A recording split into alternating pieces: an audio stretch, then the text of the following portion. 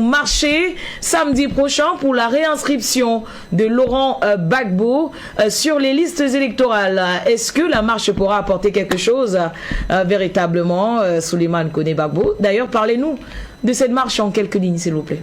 Le samedi 29 juin, on organise ici une grande manifestation à Paris, de Trocadéro à l'ambassade de Côte d'Ivoire, pour exiger de Alassane Dramane Ouattara la réinscription du nom du président Laurent Gbagbo sur la liste électorale. Parce qu'il a le droit d'être sur la liste électorale.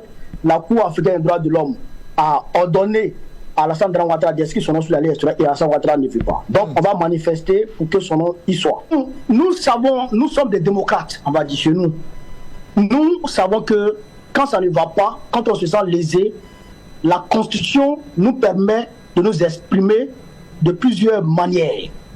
Par les manifestations dans les rues, les marches, les meetings et bien d'autres formes de manifestations. Donc nous avons choisi aujourd'hui la marche à Paris. Je dirais les marches à Paris et bientôt en Côte d'Ivoire. Parce que ça c'est toujours comme ça. Ça démarre dans la diaspora et ça se termine toujours dans le pays en question. Et donc, pour nous, pour la Côte d'Ivoire, nous avons commencé dans la diaspora. C'est pas Paris seulement qui manifeste. Il y a Paris qui marche le 29, il y a Italie qui marche le 29, il y a l'Allemagne qui marche aussi le 6 juillet. Donc, c'est des manifestations éclatées. Et en Côte d'Ivoire, nous avons envoyé en mission près de 36 délégations à travers la Côte d'Ivoire pour mobiliser les Ivoiriens afin qu'ils se préparent à manifester effectivement dans les rues comme nous le faisons ici un peu dans la diaspora. L'objectif, c'est de pousser, contraindre M. Ouattara à réinscrire le nom du président Laurent Gbagbo sur la liste électorale et pour ne pas qu'il aille cette fois-ci comme en 2015, il est parti en 2015 avec Kakabe et Afin Guessan et en 2020, il est parti avec Kakabe. Il a éliminé tous ses opposants et il est parti avec Kakabe seul et il a gagné les élections. Selon lui, il a gagné les élections. Donc cette fois-ci, on veut l'obliger à mettre Gbagbo Laurent sur la liste électorale.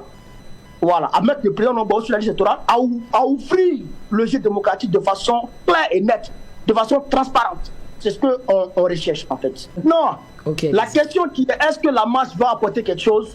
La marche va apporter quelque chose. Je l'ai dit à l'entame, les marches, ça marche toujours.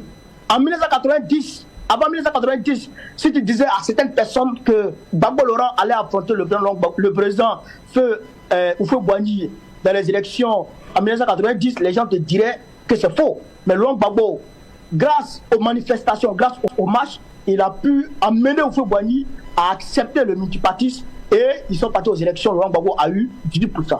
Donc nous croyons qu'avec les marches, ça va marcher et Alassane Ouattara va réinscrire le président Gbagbo sur la liste électorale et Laurent Gbagbo ira aux élections bel et bien en 2025 et il remportera les élections.